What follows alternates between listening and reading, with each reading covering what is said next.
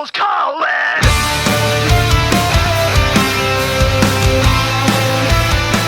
What is up, everyone? My name is Jax Apple, back again with another video, and today I'm here with my NXT TakeOver Toronto review. And of course, what do you expect at this point? Oh yeah, this was a bad show, worst show ever, 0 out of 10, goodbye. No, of course the show was great. It's NXT, for God's sakes, you know. When they do these takeover specials, you know you're going to get something good. So, and this show, of course, was no different. It was fantastic, lots of great stuff, and a big surprise at the end, which I'm always down for some surprises. So let's not piss about. Let's get straight into it. So first match we're going to talk about here is Bobby Roode versus Ty Dillinger, and oh my God, right off the bat. Bobby motherfucking Roode comes out to a choir singing his theme song, Glorious. It was exactly that. It was glorious. It was fucking fantastic, you know. Just, we need to give this man a world championship, honestly. But, yeah, sometime down the line, give him a world title, man. But yeah, so Bobby Roode came out to hands down the best entrance of the night, in my opinion. And of course, Ty Dillinger had that ridiculous big V jacket thing that looks weird. And we started off with a "This is awesome" chance before any action has taken place. Like, wow. So Ty Dillinger did a clothesline of Bobby on the outside, and Bobby constantly mocked the 10 thing that Ty Dillinger does all the time throughout the match, and one bit Ty pretty much stomped on his hands, which I kind of liked. So there was one bit where I think Ty went for like a running knee, like the perfect knee or whatever it's called, and Bobby went out of it, and he gets him in a superplex. So then Bobby goes for the pinfall, but the ref catches his legs on the ropes. By the way, the refs were really on point tonight, you know, calling out anything that was a bit dodgy or whatever. They were right onto it. But then Ty Dillinger hits a super kick, and then he locks on the sharpshooter, which was pretty awesome. We're in Canada, so you got to have some tribute to Bret Hart. And then during the end, Bobby just threw Ty Dillinger into that giant, ridiculous LED ring post, and he hits the glorious DDT, which is like a sit out kind of thing, not a sit out, but like a flattened version of a DDT, and Bobby Roode picked up the win. So really great opening match, and the one thing I really liked about it was there wasn't any really flashy moves. You know, Ty wasn't doing an outside dive every 5 seconds or jumping off the top rope or anything like that. It was the characters and the storyline that really drew it, because Bobby and Ty, they were part of the Tag Team Classic, but Bobby got pissy at Ty for losing, and, you know, Ty wants to have his ultimate moment and all that, and both guys were from Canada, so they were crazy over. So Bobby got a huge pop from the crowd, like when he came out, and just, oh my God, Bobby Roode is such a twat, but it's fantastic. He's so good at being a heel, and I loved it. So yeah, great way to open up NXT TakeOver, in my opinion. Next match was the finals of the Dusty Rhodes Tag Team Classic. It is my Aussie homeboys TM61 taking on the Authors of Pain, and their manager Paul Ellering was hoisted above the ring in a fucking shark cage. Old school WCW right here, and I'm pretty sure this whole match was just a promotion because of the Crash Cage playset that Mattel released like a month or so ago. But anyway, it was a pretty damn good match. Really enjoyed it. Best bit of the whole match though, Shane Thorne from TM61. The crazy motherfucker climbed onto, not the top of the structure that was kind of holding Paul's cage, but really close up, and he fucking does like a swanton or a senton off it onto everyone, and it was probably the big spot of the night. Nick Miller did a really beautiful looking moonsault on one of the Authors of Pain, and during the end, I think Paul Ellering drops like a chain from above the cage, pretty much, and one of the Authors of Pain wraps it around his fist, but then as soon as he about to punch, I think it was one of the members of TM61. I think they kick him and it like flies into the crowd, and I thought it nearly hit someone. And then they hit their finishing move called the Last Chapter, and the Authors of Pain win the Dusty Rhodes Tag Team Classic. So yeah, good on them. I probably will expect them to have a shot at the tag team titles really soon, which will be pretty awesome. Because I don't mind the Authors of Pain. I think that a pretty cool, big man tag team that can actually rip your head off kind of thing, which I really like.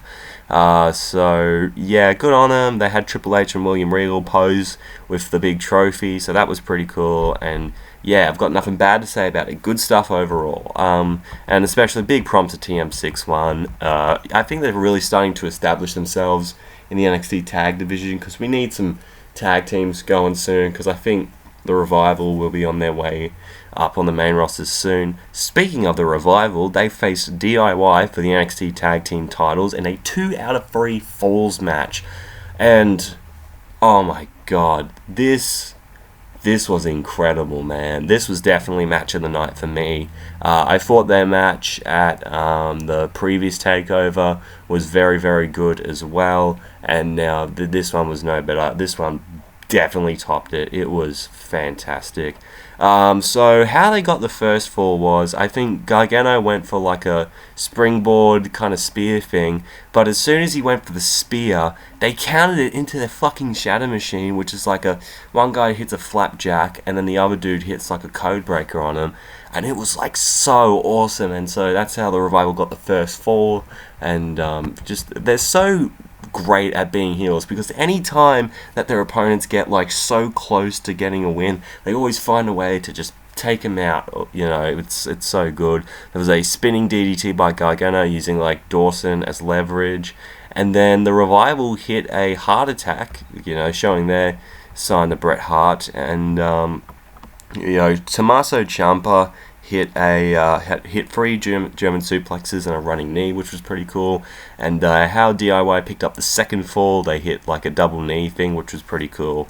And so we're down 1-1. And so we get to an inverted figure 4 by Scott Dawson, and he's trying to aim at the leg area because that's where he got last time to retain the title. So I thought that was pretty cool. But Gargano got Scott Dawson somewhere, and then Dawson, Dashwada or whatever, broke it up, which was cool. And the ref tries to seize Scott Dawson, get the tights, and the ref kind of sees it. See, I was telling you before, the ref was on point tonight. And Gargano locks in his submission hold kind of thing. And same with Ciampa, they both lock in the submission holds. And the cool thing is, the Revival hold on to each other's hands. They're like, yeah, this is it, we're done for. And pretty much they're holding on for dear life, which is really smart. You're holding on to each other's hands, to make sure they don't tap. But they can't take it anymore. They tap out, and Gargano and Ciampa win the NXT Tag Team titles. Extremely deserving. So Team DIY, they pick up the win here. What a fantastic match, in my opinion. Probably one of the best tag matches, if not the best tag team match of the year by far. Gargano and Ciampa were great. Dawson and Wilder were amazing as heels. Anytime that they would, Gargano and Ciampa would get really close at getting a pinfall, they'd always find a way to break it up, while like pulling the partner from the apron or just breaking it up. It was amazing. If you guys need to watch one match from the show, watch this one. It is well worth it. Anyway, just watch the whole show. It was fantastic. Next up, we have an NXT Women's Championship match between Asuka and Mickie James, making her first WWE appearance in around 6 years, I'm pretty sure. So it's nice to see her come back. I will say, I don't know how she's still alive after getting pushed off a fucking train station by James Storm. I was watching CM Pulse's review, or just Pulse's review of this, and he mentioned that. I'm like, yeah, shouldn't she be like dead or whatever? Because I think last year there was this stupid little storyline, and I think I talked about it in the Wednesday Wrestling Wrap-Up. That was an old show I did last year. And like James Storm just pushed Mickie James onto this train station, nearly got run over. So that was interesting. But no, she's all good in this match. Asuka was holding the rope for Mickie during this, but then Mickie blows a kiss back, and then Asuka just kicks the shit out of her and does a bum run into the ropes. There was a single-legged Boston Crab and then a Muta Lock, which was cool, by Mickie James. And so Asuka slaps Mickie, and she kind of...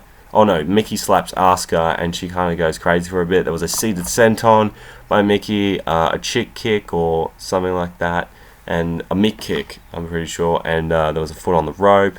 But out of the blue, Asuka locks in the chicken wing, or her move, on Mickie James, and she just taps out. Which I kind of thought they were going to end in a more dramatic fashion, but they kind of ended it just like that, which I didn't have a problem with. But yeah, Asuka retained. Pretty solid, damn good women's match. And then an interesting thing right afterwards, Mickie James goes up to shake Asuka's hand. Asuka doesn't end up shaking her hand, instead holds up the championship up high, saying, I do respect you, but you gotta know, I'm the fucking champ around this place. So, yeah, really, really interesting dynamic there. I don't know if that's a sign of a heel turn, probably not.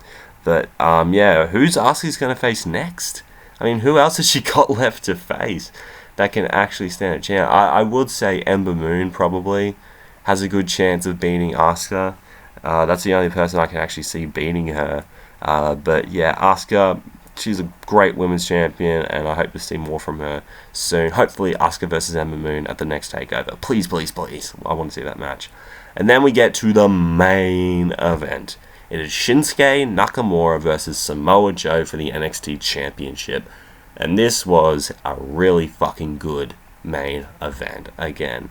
So there was one thing I noticed when Joe was doing his intro, coming to the ring, he stared the camera, and I thought that looked so fucking badass for some reason. And there was a slam where I think he cradled up Nakamura and he landed him directly on his knees, and then he goes into a knee bar, and it was smart because that's what Nakamura uses to do his Kinshasa, so that was really good ring psychology by Joe. Then he did an outside dive, there was a senton as well, there was a crossface he did, and then Nakamura fires back with a German suplex, and a couple of knees into the turnbuckle. Now Joe goes to aiming for the knee because he threw his knee into the turnbuckle, so yeah, keeping up with that whole kind of targeting of that. And then, for some reason, Nakamura doesn't really sell and hits a Kinshasa, but Joe locks in the Kokita clutch, and then he does like a German, a Dragon suplex, and a Chimera suplex, whatever the fuck it's called. But then Nakamura hits back with a Kinshasa to the back of Joe's head, which gets him to the outside. And so they're on the outside area there, and then Samoa Joe just kicks him right in the cock, right there. And pretty much slammed him into the steps, what's caused him to be out of action for a few weeks on NXT, which the build-up to this match. And then Joe hits the Muscle Buster on Nakamura, and he fucking wins. He wins the championship, which I didn't see coming. I thought for sure Nakamura was going to retain, and so I was kind of a bit blown away by this. I was pretty sure that Nakamura was going to win and go on to face someone else and build his legacy in NXT, but guess not. And I thought Samoa Joe was going to be on the main roster, but no. He is the NXT champion again, and I'm not really sure about this. Maybe they're saving it for Royal Rumble, and so Nakamura beats Joe at the NXT before Royal Rumble, and then he can debut in the Royal Rumble match itself. That'd be pretty freaking cool.